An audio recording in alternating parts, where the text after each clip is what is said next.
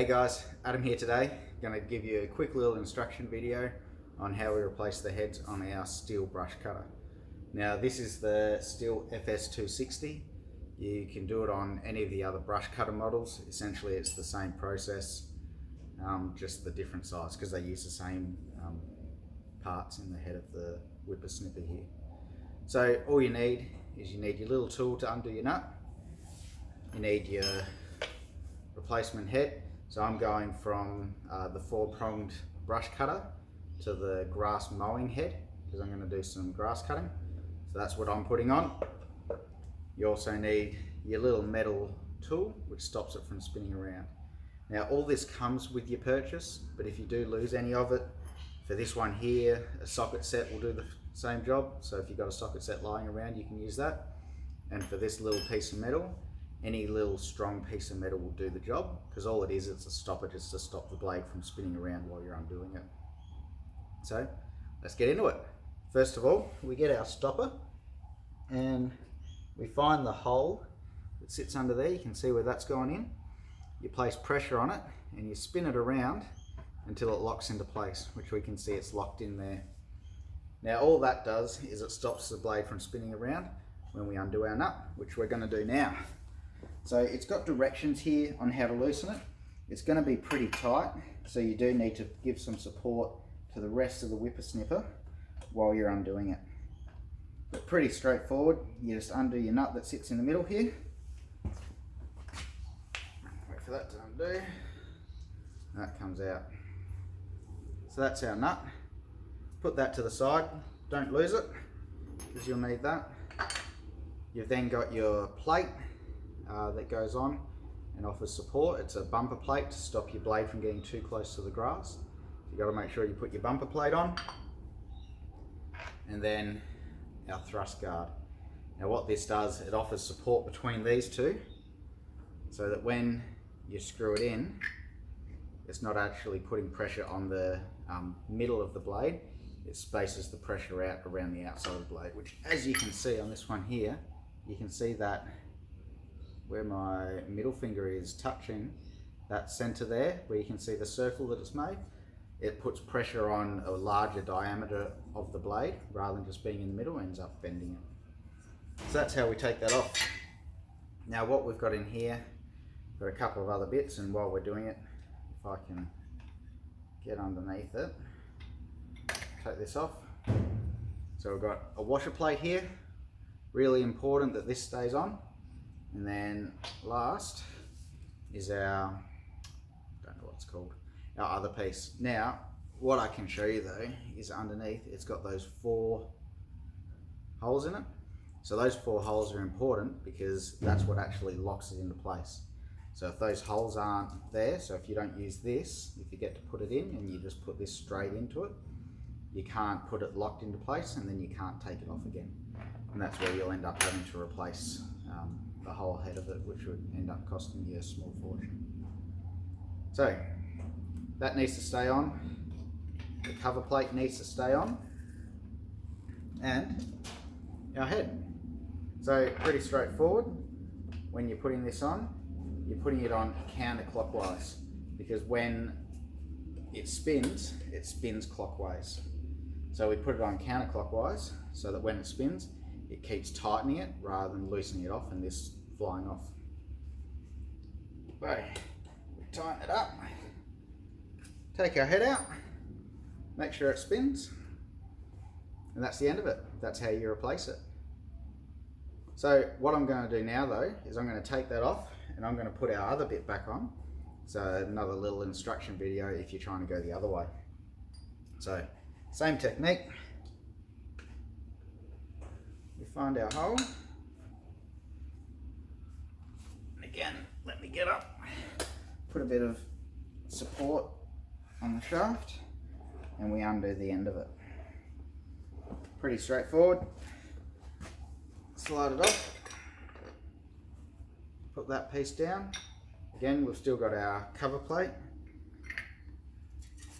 We get our blade. Now when you do put this back on, just be mindful of what way you took it off last time, because you want to make sure it wears on both sides. So this has the ability to go that way or that way. So we'll put our cover plate on. Probably worth noting that when you do put this on, you've got to make sure that it lines up.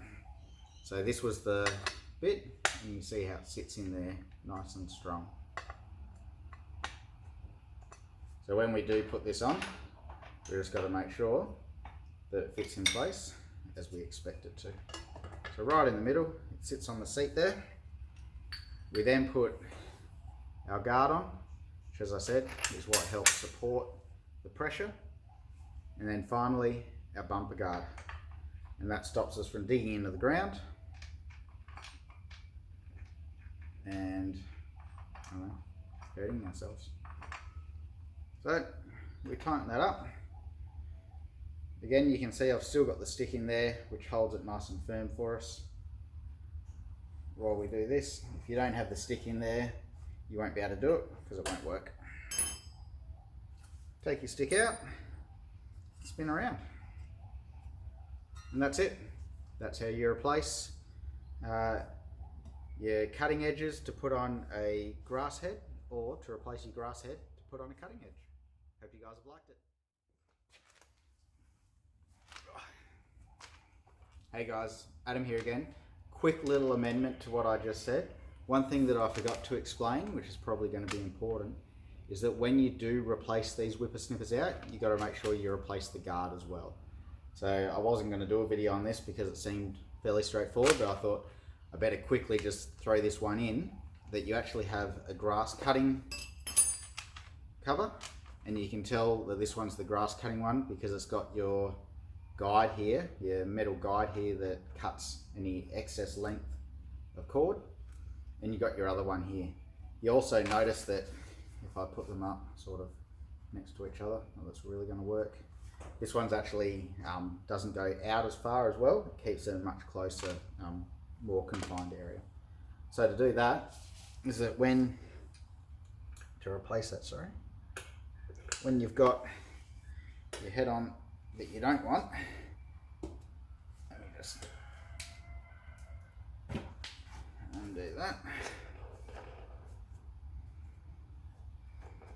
So what I'm doing here is I'm replacing my cutting edge with the mowing one. Is that all we do is we simply undo 3 screws. Now, really good design of Stihl here is that their screws are, I don't know the correct terminology for it, but they don't fall out. They stay in there even once they're completely undone. So you don't have to worry about losing them, because you'll only ever have one of these on at one point in time. So you got to make sure that you don't lose them. And with this design, you can't, because it's all kept together, which is really good. So you got to make sure that your head's off when you're doing it first. We take that off, put that down to the side. And all we do, give it a little clean out, is pop this on. So pretty straightforward, just the 3 screws that come out.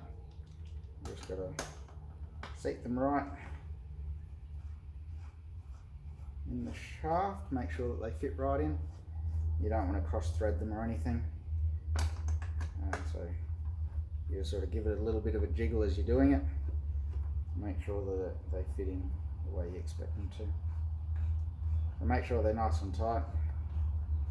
You do have plastic in the middle there, so we don't want to over tighten it. Just tighten enough that they're not going to go anywhere.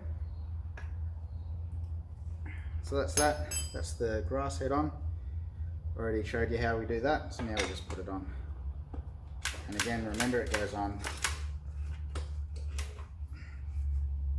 anti-clockwise.